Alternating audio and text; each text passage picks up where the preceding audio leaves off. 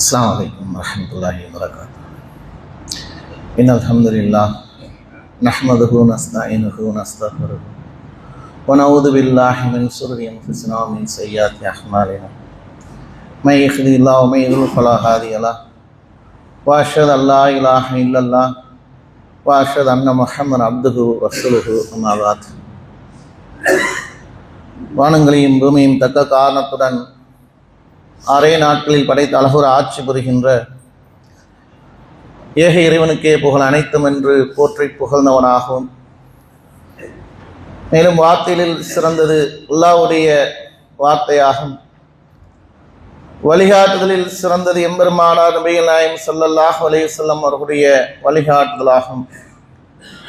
மார்க்கத்தின் பெயரால் புதிதாக உண்டாக்கிய ஒவ்வொன்றும் அனாச்சாரமாகும்.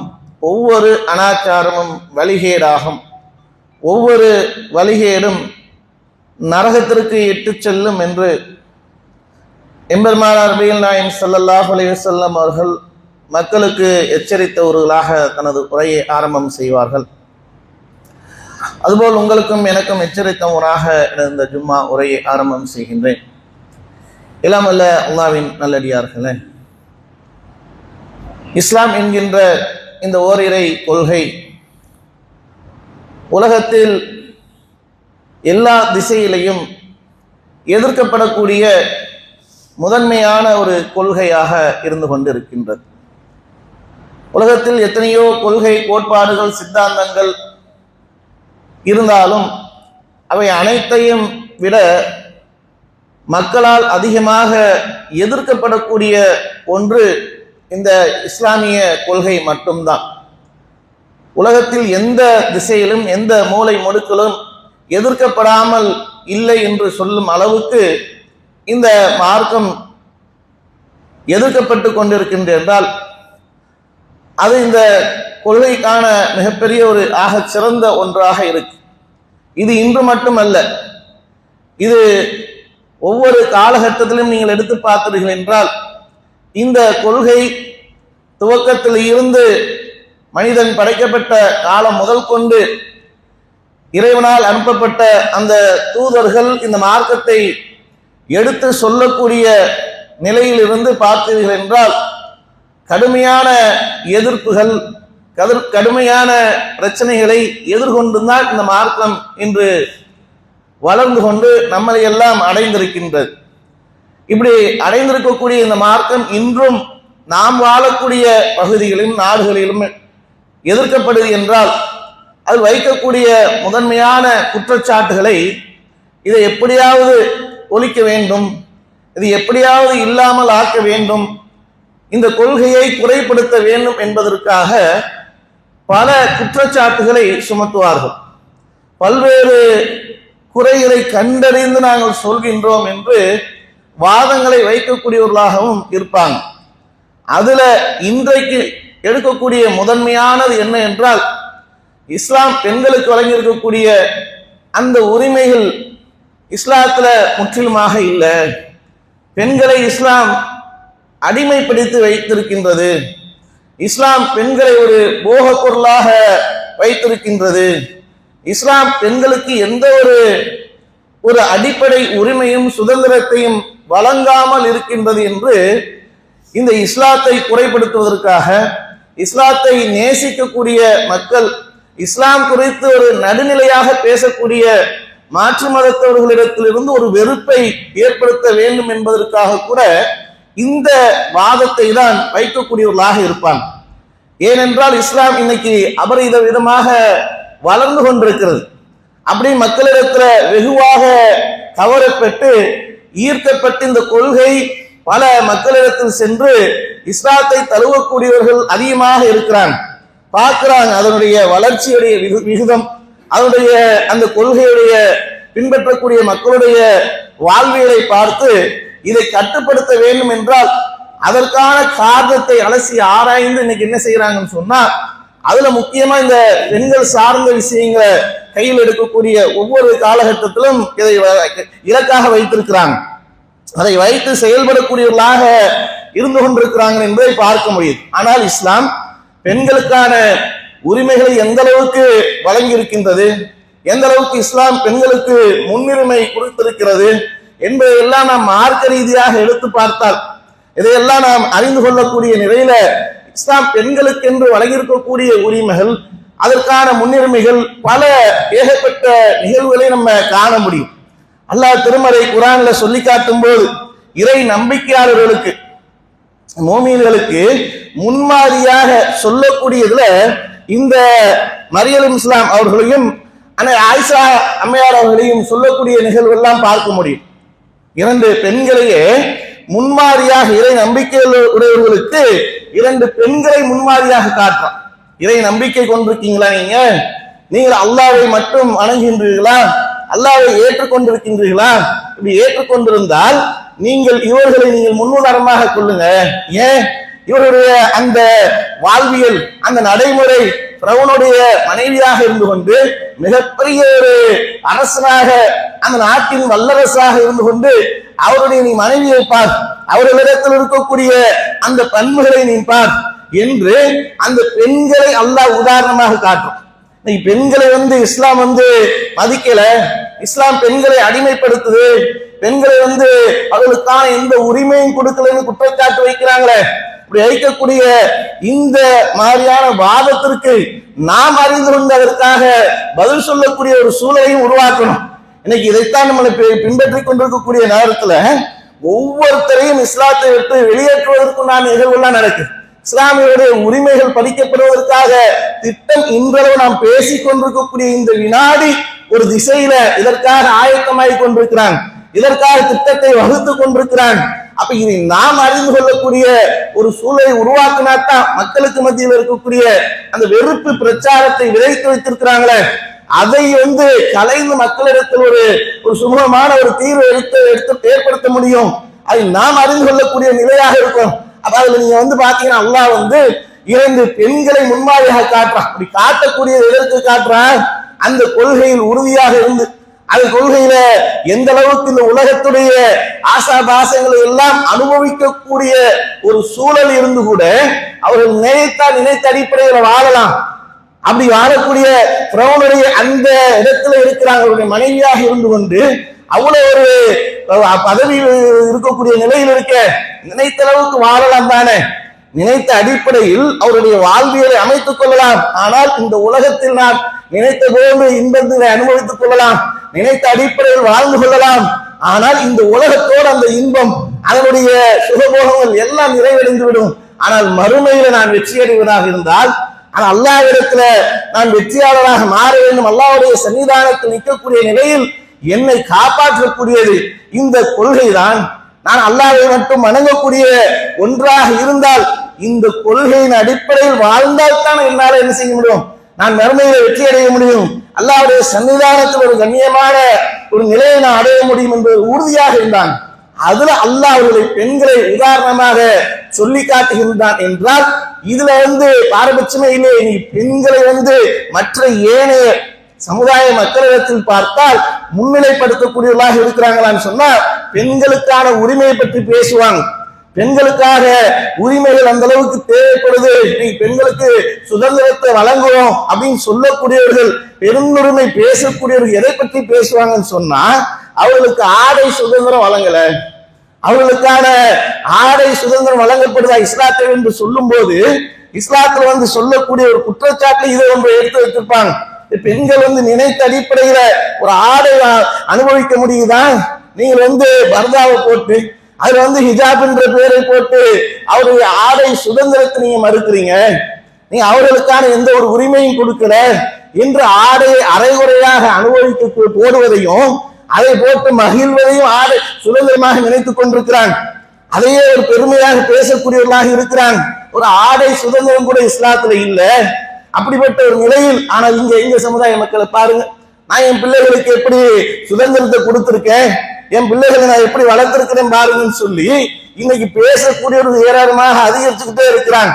ஆனால் இந்த ஆடை சுதந்திரத்தினால் ஏற்படக்கூடிய பாதிப்பு இன்று இந்த புதிய ஒரு ஆட்சி தொடங்கின பிறகு இன்னைக்கு மக்களால் குறை சொல்லக்கூடிய குற்றச்சாட்டுகள்ல மிக முக்கியமானது என்னன்னு சொன்னா பாலியல் குற்றங்கள் அதிகரிச்சிருச்சு. ஒவ்வொரு காலகட்டத்துல தான் இருக்கு. இது எந்த ஆட்சி, இந்த ஆட்சி, அந்த ஆட்சின்னு குறை சொல்வதற்கெல்லாம் இல்ல. இது தொடர்ச்சியாக எல்லோருடைய ஆட்சி காலத்திலும் நடக்கக்கூடிய நிகழ்வு தான். ஒரு கணக்கீடுக்காக எடுத்துக்கொள்வதாக இருந்தால் இந்த ஆட்சி பொறுப்பேற்று ஒரு 40 நாட்கள்ல எடுத்துக்கொண்டால் கிட்டத்தட்ட 200க்கும் மேற்பட்ட பாலியல் குற்றங்கள் அதிக நடந்திருக்கு. தமிழகத்துல 200க்கும் மேற்பட்ட பாலியல் குற்றங்கள் நடந்திருக்க. இந்த பாலியல் குற்றங்கள் நடந்த பட்டியலை நீங்கள் எடுத்து பார்த்தால் இன்னைக்கு குறை சொல்றாங்க, ஆடை சுதந்திரம் இஸ்லாம் வழங்கப்படல, அவர்கள் ஹிஜாப் என்று ஒன்றை போட்டு அவருடைய முற்போக்குத்தனத்தின் அடிமைத்தனமாக வைத்திருக்கிறீங்க, அது அவர்களுக்கு எந்த ஒரு சுதந்திரத்தையும் வழங்கல என்று நீங்க குற்றச்சாட்டு வைக்கிறாங்களே. இதுல நீங்க இந்த பட்டியலை எடுத்து பார்த்தா 200 பேர் பட்டியலில் எத்தனை இஸ்லாமிய பெண்கள் பாதிக்கப்பட்டிருக்காங்க? 200 பேர் பாதிக்கப்பட்டிருக்காங்களே. இதுல இஸ்லாமிய பெண்கள் எத்தனை பேர் இருக்காங்கன்னு சொன்னா ஒன்றுமே இல்லை. இஸ்லாமிய பெண்கள் எல்லாம் மற்ற சமுதாயத்தை சார்ந்த மக்கள் அதிகமாக முழுமையாக பாதிக்கப்பட்டிருக்கிறாங்க, முழுமையாக அதுல பிரச்சனைக்கு உள்ளாக்கப்பட்டிருக்கிறாங்க. ஏன் இஸ்லாமிய பெண்கள் மட்டும் அதில் பாதிக்கப்படாமல் பாதுகாக்கப்பட்டிருக்கிறாங்க? அதுல விதிவிலக்காக அவர்கள் அதுல மாற்றமாக இருக்கிறாங்களே, என்ன காரணம்? எடுத்து பார்த்தால் எதை இவர்கள் முற்போக்குத்தனத்தின் அடையாளமாக, அடிமைத்தனத்தின் அடையாளமாக இன்னைக்கு மக்களிடத்தில் வெறுப்பு பிரச்சாரத்தை விதைத்துக் கொண்டிருக்கிறார்களோ அதுதான் அவர்களுக்கான ஒரு பாதுகாப்பை வழங்கியிருக்கு, அதுதான் அவர்களுக்கு ஒரு கண்ணியத்தை கொடுத்திருக்கு, அதுதான் அவர்களுக்கான ஒரு சிறந்த ஒரு மார்க்கத்தை அவர்கள் பேணி பாதுகாக்கும் போது மார்க்கம் சொல்லிய அடிப்படையில் அவரை ஆடை அணியும் போது அவர்களுக்கான சுதந்திரத்தை பெற முடியுது. அவர் இன்னைக்கு சாதாரணமாக இன்னைக்கு ரோட்ல நடந்து போவதற்கு எது சுதந்திரமாக இருக்குன்னு சொன்னா அந்த ஆடைதான் சுதந்திரத்தை கொடுக்குது. யாருடைய அந்நிய அடுத்தவருடைய கண்ணில் படாத அளவுக்கு ஆபாசமாக தெரியாம அடுத்தவருடைய பார்வையில் பட்டு அவர்கள் துன்புறுத்தாமல் சுதந்திரமாக செல்வதற்கு அதுதான் பாதுகாப்பா இருக்கு. ஆனா எதை கொண்டு எப்படி இன்னைக்கு மாற்றுறாங்க? இஸ்லாம் என்றால் அதை மக்களுக்கு மத்தியில் வெறுப்பு ஏற்பட்டோம், இஸ்லாத்தை வளர விடக்கூடாது என்பதற்காக இன்னைக்கு இப்படி பொய் பிரச்சாரங்கள் செய்யப்படுதா இல்லையா? அப்படி செய்யப்படுறதுல இது ஒன்றை வைத்திருக்கிறாங்க, ஆடையை எழுத்து ஹிஜாபை எழுத்து இன்னைக்கு பேசக்கூடிய நிகழ்வு ஏற்படுது. ஆனால் இந்த ஒரு மாசத்துல நடந்த நிகழ்வு நமக்கு உணர்த்தக்கூடியது என்ன? 200 பேருக்கு மேற்பட்ட மக்கள் பாதிக்கப்பட்டிருக்காங்க சொல்றாங்க. அதுல ஒரு இஸ்லாமிய பெண்கள் இல்லையே, அது பாதிப்பு அடையலையே. அதற்கான காரணமே இதுதான், அவர்களை பாதுகாத்தது இதுதான் என்பதை நம்ம உணர முடியும். அல்லாஹ் ஏற்படுத்தி இருக்கக்கூடிய அந்த பாதுகாப்பு மார்க்கத்தின் அடிப்படையில் நாம் அதை நடந்து கொண்டால் எந்த அளவுக்கு ஒரு பாதுகாப்பு அம்சம் இருக்கு என்பதை உணர்த்ததா இல்லையா? அப்படிப்பட்ட ஒரு மார்க்கத்தை தான் அல்லாஹ் நம்மளுக்கு கொடுத்திருக்கான். அல்லாஹ் நம்மளுக்கு தேர்வு செய்திருக்கக்கூடிய இந்த மார்க்கம் என்பது ஒரு சிறந்த மார்க்கத்தை அல்லாஹ் தேர்வு செய்திருக்கிறான் என்றால் அல்லாஹ்வுக்கு நன்றி செலுத்துவதற்கு எவ்வளவு கடமைப்பட்டிருக்கோம். அதே மாதிரி பெண் குழந்தை பிறந்தால் அதை பெரிய அளவுக்கு முகம் சுளிக்கக்கூடியவர்களாக இருப்பாங்க. இன்றளவும் இருக்கு. இன்னைக்கு சமூகத்துல எவ்வளவோ வளர்ச்சி அடைஞ்சிட்டாங்க, கல்வி ரீதியாக அறிவியல் ரீதியாக பல முன்னேற்றங்களை கண்டுட்டாங்க. ஆண் பெண் எல்லாம் சமம்தான், எந்த ஒரு பாகுபாடும் இல்லை. இன்னைக்கு எல்லாத்துக்கும் சம உரிமை வழங்க வேண்டும், அதற்காக சட்டம் இயற்றணும், அதுக்காக தீர்மானங்கள் நிறைவேற்றணும். இப்படி பல வகையில இன்னைக்கு பேசக்கூடிய நிலைகள் எல்லாம் இன்னைக்கு நடந்து கொண்டிருக்கு. ஆனால் இன்றளவும் பெண் குழந்தை பிறந்தால் அதை எந்த அளவுக்கு பார்க்கிறாங்க, எந்த அளவுக்கு அவர்களுக்கு மத்தியில இருக்குன்னு சொன்னா அது முகத்தை சொல்லித்தர்றான். பெண் குழந்தையா ஐயோ அப்படின்னு சொல்லி கவலைப்படக்கூடிய நிகழ்வு. அதற்காகத்தான் சட்டமே எப்படி போட்டு வச்சிருக்கிறான்னு சொன்னா, ஸ்கேன் சென்டர்ல ஒரு பிள்ளை கருவில் இருக்கக்கூடிய பிள்ளை நலமாக இருக்கா என்பதை அதை மருத்துவ ரீதியாக ஆய்வு செய்வாங்க. அவருடைய வளர்ச்சி எப்படி இருக்கு, எந்த பாதிப்பும் இல்லாமல் இருக்கா, இந்த குழந்தை நல்ல வழிகளை வளர்ந்து அழகான முறையில குழந்தை ஈன்றெடுக்க முடியுமா என்பதற்காக இன்னைக்கு ஆய்வு செய்வதற்கு மருத்துவர்கள் ஸ்கேன் செய்வதற்கு பரிந்துரை செய்வாங்க. ஒவ்வொரு காலகட்டத்திற்கும் அதை பரிந்துரை செய்து அதை கண்காணிப்பாங்க. இப்படி இந்த ஸ்கேன் செய்வதையே அந்த கருவில் இருக்கக்கூடிய பிள்ளை ஆனா பெண்ணா என்று சொல்லக்கூடாது, அப்படி ஒரு சட்டத்தை போட்டு வச்சிருக்கான். அது சொல்லாத, ஏன் சொன்னா பெண் குழந்தை என்றால் கருவிலே அழித்துடுவார்கள். அப்படிப்பட்டவர்கள் தான் இன்னைக்கு உலகத்துல வாழ்ந்துகிட்டு இருக்கிறாங்க, அப்படிப்பட்ட மக்களாகத்தான் இன்னைக்கு இருக்கிறாங்க. சொல்லாத, அப்படி சொன்னால் நீ குற்றவாளி. அப்படி கருவில் இருக்கக்கூடிய பிள்ளை பெண் என்று நீ சொல்லி அதனால் அந்த கரு அழிக்கப்பட்டார், அது நீ குற்றவாளியாக கருவன். ஸ்கேன் சென்டர்ல இருக்கிறவனுக்கு ஒரு சட்டத்தை போட்டு வைத்திருக்கிறானே, அப்ப எப்படிப்பட்ட ஒரு நிகழ்வு இன்னைக்கு சமூகத்துல மிகப்பெரிய அளவுக்கு வளர்ச்சியை கண்டுட்டேன். பெண்ணுரிமைக்காக போராடக்கூடிய நிகழ்வுலாம் இருக்கு. ஆணும் பெண்ணும் சமம். ஏன் இந்த சட்டத்தை தளர்த்த வேண்டியதானே? இன்னைக்கு இந்த சட்டம் தேவையே இல்லை தானே? ஆணும் பெண்ணும் சமம் தான். பெண்களுக்கான உரிமைக்காக போராடி எல்லாம் நீங்க அறிவியல் ரீதியாக கல்வி ரீதியாக முன்னேறிட்டாங்க. ஒரு காலகட்டத்தில் அப்படி இருந்தாங்க. பெண் என்றால் அப்படிப்பட்ட ஒரு பார்வை இருந்தது. ஆனால் இன்னைக்கு அப்படி இல்லை. இன்னைக்கு அப்படிப்பட்ட ஒரு காலம் இல்லை. அப்ப இந்த சட்டமே அவசியம் இல்லை, தளர்த்திடலாம் தானே? தளர்த்தினால் அதனால் ஏற்படக்கூடிய பாதிப்பு அதிகமாயிடும். அப்படி தளர்த்தப்பட்டா ஒவ்வொரு நாளும் செய்திகள் தொடர்ந்து வரும். பெண் குழந்தைகள் கருவில் அளிக்கப்பட்டது, எப்படி திருட்டு வழக்கு நம்ம இன்னைக்கு செய்தியில பாக்குறோம், எப்படி கற்பழிப்பு வழக்குகளுக்கு செய்தியை புரட்டினா வருது. சமூக ஊடகங்களை பார்த்தால் எப்படிப்பட்ட ஒரு நிலை, கொலைவெறி தாக்குதல், கற்பழிப்பு, திருட்டு அப்படின்னு பல செய்திகள் வருது. இதே மாதிரி இந்த சட்டத்தை தளர்த்தினால் தினந்தோறும் வரக்கூடிய செய்திகள்ல முதன்மையாக வந்துடும் கருவில் அளிக்கப்பட்ட பெண் சிசு இப்படின்ற செய்தி முதன்மையாக மாறிடும். சட்டத்தை தளர்த்த முடியாது.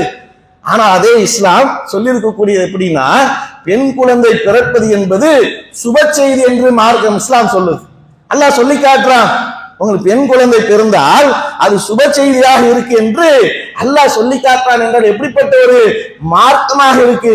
இந்த மாதிரி ஏதாவது அவர்கள் சொல்லக்கூடிய கொள்கை, சித்தாந்தங்கள், கோட்பாடுகள்ல பெண் குழந்தைகள் பிறந்தால் ஒரு சுப செய்தி என்று சொல்லக்கூடிய ஒரு கொள்கை உண்டா? ஒரு சித்தாந்தம் உண்டா? ஏதாவது ஒரு வாழ்வியல் நடைமுறை இருக்கான்னு சொன்னா கிடையாது. ஆனா இஸ்லாம் அதை சுப செய்தியாக சொல்லி காட்டு. பெண் குழந்தை பிறப்பதே ஒரு சுப செய்தி என்றால் எப்படிப்பட்ட ஒரு மார்க்கமாக இருக்கு. இதைத்தான் இன்னைக்கு என்ன பண்றாங்கன்னு சொன்னா, அதே குறை சொல்லக்கூடியவர்களாக வெறுப்பு பிரச்சாரத்தின் மத்தியில் முதன்மையாக இருக்கு. பெண்களை வைத்து இன்னைக்கு வெறுப்பு பிரச்சாரம் அதிகரித்துக் கொண்டே இருக்கு. அதே மாதிரி அல்லாஹ்வின் தூதர் இடத்துல ஒரு நபர் போய் கேட்கிறாங்க, அல்லாஹ்வின் தூதரே, நான் உறவாடுவதற்கு அதிகம் தகுதி படைத்த நபர் யாரு? நான் ரொம்ப நேசித்து உறவாடணும், அவர் ஒரு இடத்துல பழகணும், அதற்கு முதன்மையா இந்த உலகத்தில் இருக்கக்கூடிய யார் முதன்மையாக சொல்லுங்க அல்லாஹ்வின் தூதர்ன்னு சொன்னா, அல்லாஹ்வின் தூதர் சொன்னது யாரை சொல்றாங்க? உன்னுடைய தாய், உன்னுடைய தாய். அதுக்கு பிறகு சரி, தாய் என்ன இந்த இடத்துல 10 மாசம் சுமந்து பெற்றெடுத்து வளர்த்து ரொம்ப பாடுபட்டு இருக்கிறாங்க. அடுத்து யார் அல்லாஹ்வின் தூதரே? இன்னொரு ஆளை சொல்லுங்களேன் அப்படின்னு சொல்லி கேட்கிறாங்க. அடுத்து உன்னுடைய தாய் தான். அப்படியா, என்னுடைய தாய். சரி, இன்னொரு ஆளு சொல்லுங்க. அதன் பிறகு உன்னுடைய தாய் தான். 3 இடத்துல அல்லாஹ்வின் தூதர் அவர்களை தாய் தான் என்பதையாக சொல்லி காட்டுறாங்க. உலகத்தில் நீ உறவாடுவதற்கு அதிகம் நேசிப்பதற்கு தகுதி படைத்த உன்னுடைய தாய் தான். 4வது இன்னொரு ஆள் சொல்லுங்க, அப்பதான் உன்னுடைய தந்தை என்று அல்லாஹ்வின் தூதர் சொல்றாங்க. நீ பெண்களை அடிமைப்படுத்த, பெண்களுக்கு உரிமையே இல்லைன்னு சொல்லக்கூடிய மக்களுக்கு மத்தியில எவ்வளவு விஷயங்களை எடுத்து பாருங்க. ஒவ்வொரு இடத்திலையும் பெண்களுக்கு உரிமையும் அவர்களுக்கு கண்ணியத்தையும் அவர்களுக்கான அனைத்து சலுகையும் வழங்கக்கூடிய மார்க்கமா இஸ்லாம் இருக்கு. ஏன் பெண்களுக்கு உண்டான அந்த இடத்தை அவ்வளவு கொடுக்கறதுக்குண்டான என்ன அல்லாஹ்வின் தூதர் அந்த தாயை பற்றி சொல்லி காட்டுறாங்களே. முதல் இடத்துல உன்னுடைய தாய், 2வது இடத்துல உன்னுடைய தாய், 3வது இடத்துல உன்னுடைய தாய். ஏனென்றால் அவர்கள் தான் அந்த பிள்ளையை கருவில சுமந்தெடுத்து அவர்களை ஈன்று அவர்களை மிகப்பெரிய அளவுக்கு பாதுகாத்து வளர்த்து எடுக்கக்கூடிய பொறுப்பு அவர்கள்ட்ட இருக்கு. அவ்வளவு சிரமப்படுறாங்க. அல்லாஹ்வே சொல்லி காட்டுறான், இந்த உலகத்தை அந்த சராசரங்களை படைத்து பரிபாலிக்கக்கூடிய அல்லாஹ், அவனுக்கு எந்த ஒன்றுமே ஒரு பெரிய நிகழ்வுலாம் கிடையாது, பெரிய ஒரு சிரமம்லாம் கிடையாது. ஆனா அவன் அல்லாஹ் சொல்லி காட்டுறான், உன்னுடைய தாய் உன்னுடைய கருவில சுமந்தெடுத்தாலே, சிரமத்துக்கு மேல் சிரமப்பட்டு சுமந்தெடுத்தால், சிரமத்திற்கு மேல் சிரமப்பட்டு ஈன்றெடுத்தால் என்று அல்லாஹ் அந்த கருவில் இருக்கக்கூடிய குழந்தையை சுமப்பதையும் ஈன்றெடுப்பதையும் அவ்வளவு சிரமம் என்று சொல்லி காட்டுறான்னு சொன்னா ஒரு சாதாரண விஷயமா, சாதாரண ஒரு நிகழ்வா? ஆனா இன்னைக்கு நம்மளிடத்துல தாய் தந்தையர்கள் விஷயத்துல எந்த அளவுக்கு நடந்து கொள்ள தெரியுமா?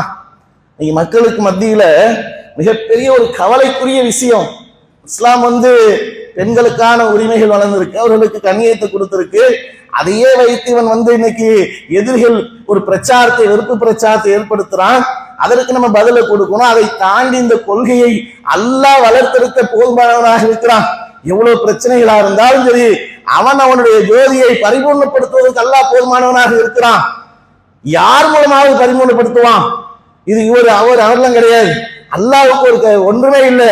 எந்த வகையிலேயாவது எந்த மூளை முடுக்கிலையாவது பெரிய ஒரு 7 வருஷம் படித்து பட்டம் பெற்ற ஆளுங்கள் தான் தேவையில்லை. ஒரு பாமரனை வைத்து கூட அல்லாஹ் அவனுடைய அந்த பகுதியில மார்க்கத்தை மேலோங்க செய்து விடுவான். அது அல்லாஹ்வுக்கு சாதாரண விஷயம். ஆனா இப்படி இன்னைக்கு இருக்கக்கூடிய மத்தியில, ஆனா நம்மளை நீங்கள் எடுத்து பாருங்க, நம்மளிடத்தில் இருக்கக்கூடிய பலவீனத்தை எடுத்து பாருங்க. அல்லாஹ் சொல்லக்கூடிய சீ என்று சொல்லாதேங்கிறான். உன்னுடைய தாயை பார்த்து சீ என்று சொல்லாத, அந்த வார்த்தை கூட சொல்லக்கூடாது, சாதாரணமாக புலங்கக்கூடிய வார்த்தை. ஆனா நமக்கு மக்களுக்கு மத்தியில் தாய் தகப்பனுடைய விஷயத்தில் எவ்வாறு நடந்துகிட்டு இருக்கோம் தெரியுமா? நீ ஜமாத்துல இன்னைக்கு முதியோர் இல்லத்துல நடத்துற என்ன காரணம்? எதற்காக நடத்துறோம்? பெருமைக்கா? என்ன காரணத்துக்காக நடத்துறோம்? அங்க இருக்கக்கூடிய முதியோர்களுடைய நிலைகள் நீங்கள் எடுத்து பார்த்தால், அவர்களிடத்தில் இருக்கக்கூடிய அந்த உள்ளத்தில் இருக்கக்கூடிய குமுறுகளை நீங்கள் அறிந்தால், எந்த ஒரு உள்ளம் கலங்காது, கலங்காமல் இருக்க முடியாது. அந்த அளவுக்கு ஒரு பாதிக்கப்பட்டு நிற்கிறான். பிள்ளைகளால் கைவிடப்பட்ட நிலையில் இருக்கிறான். பிள்ளைகள் இல்லாதவர்கள் இருக்கிறான். அதிகமா வந்திருக்கக்கூடிய மக்கள் பிள்ளைகளால் கைவிடப்பட்ட மக்களாக இருக்கிறான். அவர்களிடத்தில் போய் விசாரிக்கும் போது, நல்லா இருக்கீங்களா, உங்களுக்கு ஏதாவது குறைகள் இருக்கா, ஏதாவது சரி செய்யணுமா சொல்லுங்க, அவங்க ஏதாவது பொறுப்பாளர்கள் கவனிப்புல ஏதாவது குறை இருக்கா அப்படியே நம்ம சொல்லி கேட்கக்கூடிய தருணத்துல, அதெல்லாம் ஒண்ணும் இல்லைப்பா, எங்களுக்கு என்ன குறை இருக்கு, எங்களுக்கு எங்க பிள்ளைகள் கொடுத்துக்கிட்டு இருக்கிறாங்க, எங்க பிள்ளைகள் எங்களுக்காக கொடுக்கக்கூடிய நேரத்துல கவனிப்புலாம் அல்ஹம்துலில்லாஹ் எங்களுக்கு எந்த ஒரு பிரச்சனையும் இல்லாமல் இருக்கும் அப்படின்னு சொல்லிட்டு, ஆனால் அவர்களிடத்துல அந்த வார்த்தை தான் அல்ஹம்துலில்லாஹ் எங்களுக்கு எந்த பிரச்சனையும் இல்லைன்றாங்க. அதன் பிறகு அவர்கள்ட்ட கேட்டா விசாரித்தால், ஏன் என்ன ஒரு முகம்லாம் சரியில்லையே, ஒரு வாட்டமா சொல்றீங்களே, அல்ஹம்துலில்லாஹ்னு வார்த்தையில் தான் வருது, உள்ளத்துல இருந்து வர மாதிரி தெரியலையே, கவலை தோன்றிய ஒரு நிலையில் தானே இருக்கிறீங்க அப்படின்னு சொன்னா, அப்ப நீங்க எல்லாம் வந்து நல்லா விசாரிக்கீங்க அல்ஹம்துலில்லாஹ், ஆனா எனக்கு என் பிள்ளை இருக்கிறான், எனக்கு என் மகன் இருக்கிறான், நீங்க வந்து கேட்கிற மாதிரி சாப்பிட்டீங்களான்னு கேட்கறீங்க, நல்லா இருக்கீங்களான்னு கேட்கறீங்களே, நீங்க கேட்கிற மாதிரி என் பிள்ளை என் இடத்துல வந்து கேட்டிருந்தா, என் மகன் வந்து நல்லா இருக்கீங்களாமா சாப்பிட்டீங்களான்னு ஒரு வார்த்தை கேட்டுதான் எனக்கு எவ்வளவு சந்தோஷமா இருக்கும். ஆனா என் மகன் என்னை கைவிட்டுட்டானே, பாவி பையன் என்னை தூக்கிட்டு அனாதையா போட்டானே, என்னை கைவிட்டுட்டானே அப்படின்னு சொல்லி கலங்கிட்டு அவங்க சொல்றாங்க. எந்த ஒரு தாயும் சொல்லாத ஒரு வார்த்தை, எந்த ஒரு பெற்றோர்களுக்கும் அந்த வார்த்தை வராது.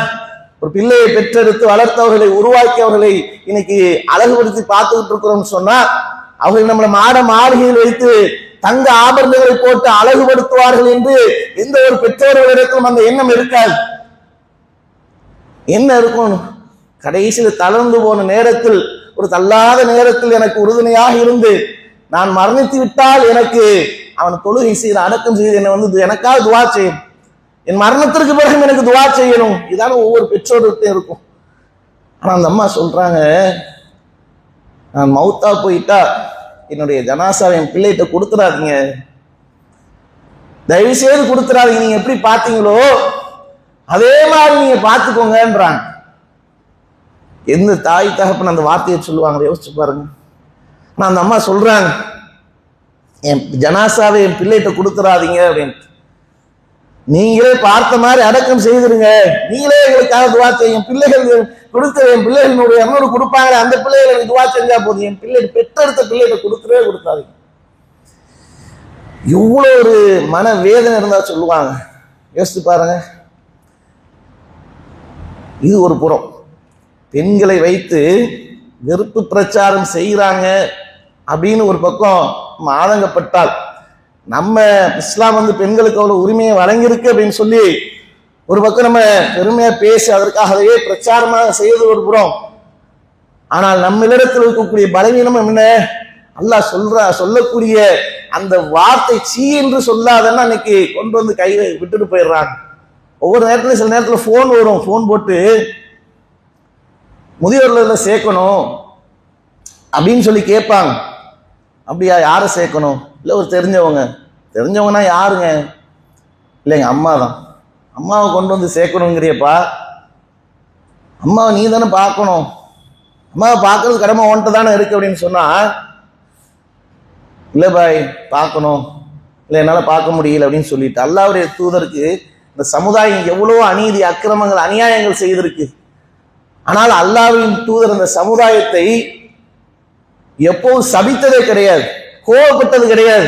மாறாக அந்த சமுதாயத்தின் மீது அல்லாஹ்வின் தூதர் அல்லாஹ்வை சிலாகித்து சொல்லும் அளவுக்கு அந்த மக்களை நீ நினைச்சு கவலைப்பட்டு நீயே மௌத்தா போய்வ போல் தெரியுதேன்னு சொல்லி அல்லாஹ் சொல்லக்கூடிய ஒரு நிலையில் அந்த சமுதாயத்தின் மீது அக்கறை கொண்டாங்க, கவலைப்பட்டாங்க, அவர்கள் மீது இரக்கம் கொண்டாங்க. மாறாக அவர்கள் எதிர்த்தார்கள் என்பதற்காக, துன்பப்படுத்தினார்கள் என்பதற்காக கோபப்பட்டதில்லை. ஆனால் அல்லாஹ்வின் தூதர் ஒரு சந்தர்ப்பத்துல கோபப்படுறாங்க. அவனுடைய மூக்கு மண்ணை கவட்டும், அவனுடைய மூக்கு மண்ணை கவட்டும், அவனுடைய மூக்கு மண்ணை கவட்டும்ன்றான். அல்லாஹ்வின் தூதர்ட்ட சஹாபாக்கள், அல்லாஹ்வின் தூதர் இப்படிப்பட்ட ஒரு பண்பு உள்ளவர்கள் இல்லையே. சஹாபாக்களுக்கு ஆச்சரியமா இருக்கு. அல்லாஹ்வின் தூதர் எப்போதும் இப்படி யாரையும் சபிக்க மாட்டாங்க. எவ்வளோ அநியாயங்கள் அக்கிரமங்களுக்கு உள்ளாக்கப்பட்டிருக்கிறாங்க. அந்த நேரத்தில் கூட யாரையும் சபிக்காத அல்லாஹ்வின் தூதர் அவர்கள் இப்படி கோபப்படுறாங்க. அல்லாஹ்வின் தூதரே, யாருடைய மூக்கு மண்ணை கவட்டும்?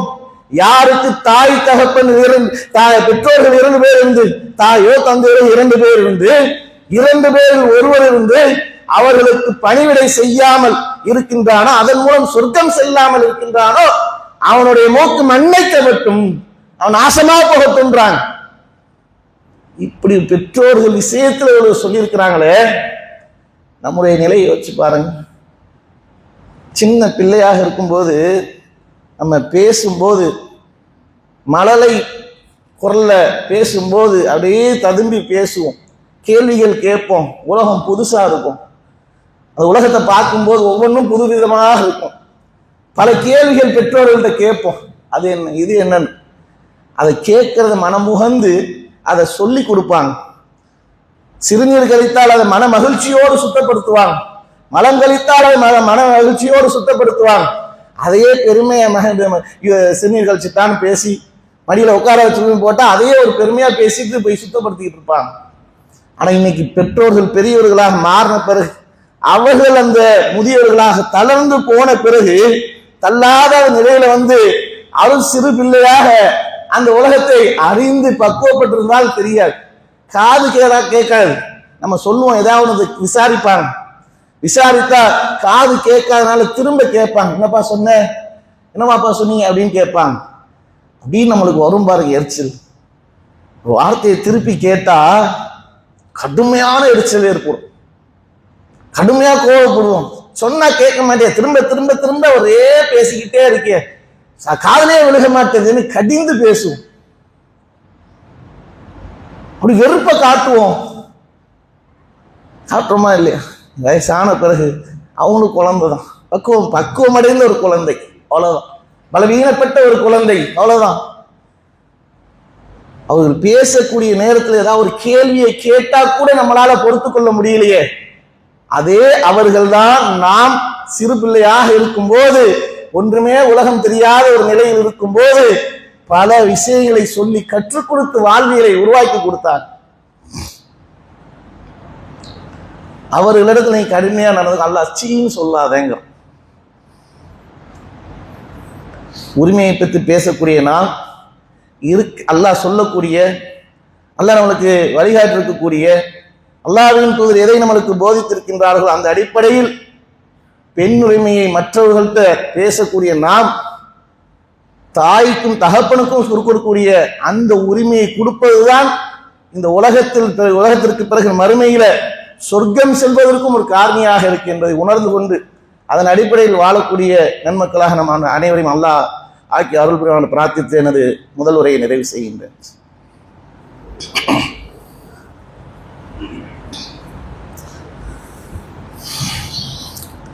அஸ்ஸலாமு அலைக்கும் வரஹ்மத்துல்லாஹி வபரகாத்துஹு. முதல் உரை மேல் பெண்களுக்கான உரிமை இஸ்லாம் எந்த அளவுக்கு வழங்கி இருக்கின்றது, அதிலே நாம் தாய் தகப்பனருக்கு செய்ய வேண்டிய கடமைகள் எந்த அளவுக்கு இருக்கு என்பதையும் உணர்ந்து செயல்படுவதுதான் அல்லாஹ் நம்மளுக்கு கொடுத்திருக்கக்கூடிய இந்த இஸ்லாம் என்ற இந்த மார்க்கத்தை தேர்வு செய்திருக்கக்கூடிய அர்த்தத்தில் ஒன்றாக அமையும்.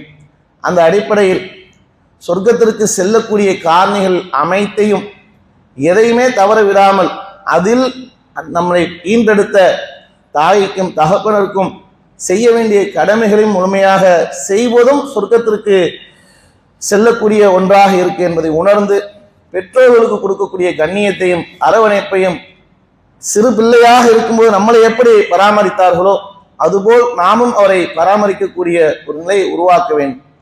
அது மாதிரி கடுமையாக நடந்திருந்தால், அது போன்ற ஒரு சூழல் இருந்தால் அதை மாற்றிக்கொள்ளும். அந்த தன்மை நம்மளிடத்தில் இருக்கக்கூடாது.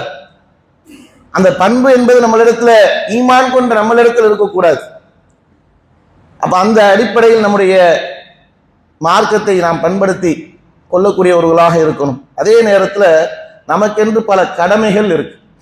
இஸ்லாம் என்கின்ற இந்த மார்க்கத்தை வெறுப்பு பிரச்சாரத்தின் மூலமாக மக்களுக்கு மத்தியில் இறைக்கக்கூடியவர்களுக்கு மத்தியில இது சார்ந்து பிரச்சாரம் செய்யக்கூடியவர்களாக இருக்கும்.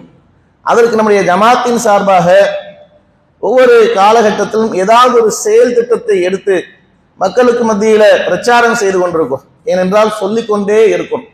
சொல்வதுதான் இந்த மக்களை ஒரு பண்படுத்தி பக்குவப்படுத்தி ஒரு தர்த்திப்போடு வாழக்கூடிய ஒரு சூழல் ஏற்படும்.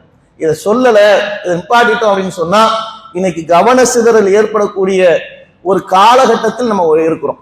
நம்ம சமுதாயத்தை காப்பாற்றுவது ஒரு சிறந்த ஒன்றாக இருக்காது. அதற்காகத்தான் திரும்ப திரும்ப சொல்லிக் கொண்டிருக்கக்கூடியதையே வடிவத்தை மாற்றி மாற்றி நம்ம ஒரு பிரச்சாரத்தை மேற்கொண்டுகிட்டு இருக்கோம். அதுல நம்ம மாவட்டத்தின் சார்பாக பல செயல்பாடுகளை தொடர்ச்சியாக செய்துகிட்டு இருக்கிறாங்க. அதற்கு கடந்த வாரம் அறிவிப்பு செய்திருப்பாங்க. இந்த வாரத்துக்குண்டான ஜும்மா வசூல தாவா பணிக்காக கொடுப்பதென்று. இதற்கு நாம் கொடுக்கக்கூடிய அந்த பொருளாதாரம் மூலமாக நாம் செய்யக்கூடிய ஒரு பிரச்சாரம் ஒரு நபரை மாற்றி இருக்கு, ஒரு நபரை இஸ்லாத்தின் பால் ஈர்க்கப்பட்டிருக்கு அப்படின்னு சொன்னா அதன் மூலம் நமக்கு கிடைக்கக்கூடிய நன்மைகள் ஏராளமாக இருக்கும். நம்ம கொடுத்துட்டு கடந்திருப்போம், நம்முடைய பாக்கெட்ல இருந்து ஒரு 100 ரூபாய் குறைஞ்சிருக்கும், 500 ரூபாய் குறைஞ்சிருக்கும் தான் நம்ம நினைப்போம். ஆனால் அதை அல்லாஹ் பல மடங்காக உயர்த்துவான். ஒருத்தர் இஸ்லாத்தை ஏற்றுக்கொண்டு வராங்கன்னு சொன்னா அவர்கள் அந்த சமுதாயம் கொண்டு இந்த மார்க்கத்தை பின்பற்றுவதனால் ஏற்படக்கூடிய நன்மைகள் நமக்கு கிடைக்கும். அந்த அடிப்படையில் இந்த பொருளாதாரத்தை அதிகமாக கொடுத்து உதவி செய்யுமாறு அன்போடு கேட்டுக்கொண்டு நிறைவு செய்கின்றேன். அஸ்ஸலாமு அலைக்கும் வரஹ்மத்துல்லாஹி வபரகாத்துஹு.